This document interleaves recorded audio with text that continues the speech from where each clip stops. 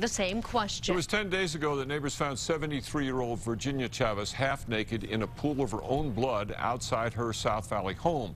Now detectives are pressing the search for the killer. Here's News 13's Crystal Gutierrez. And Dick, investigators say Virginia Chavez was brutally raped and badly beaten outside her home near Coors and Gun Club.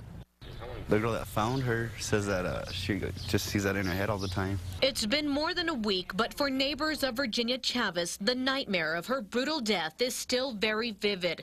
Today, flowers dress up the gate blocking off her driveway that lead to the place where neighbors found her lying in a pool of blood 2 Sundays ago. I heard that they beat her pretty bad, or broke her ribs. Investigators say Virginia also had a fractured skull, a torn liver, punctured lung, and a dislocated shoulder.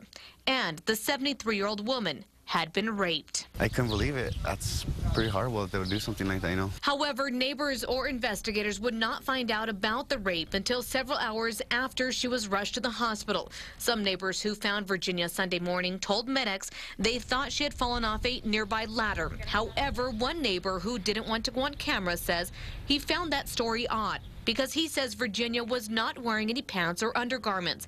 But before medics arrived, another neighbor put pants on Virginia, so medics never questioned it. Virginia came to at the hospital and told investigators she didn't fall, but she didn't say much more. She died a few days later. And she's 73 years old, lady. I mean, she's defenseless. Richard Lucero says he's disgusted with whoever did this to a woman he says was always smiling. She always wave, and she's a really nice lady.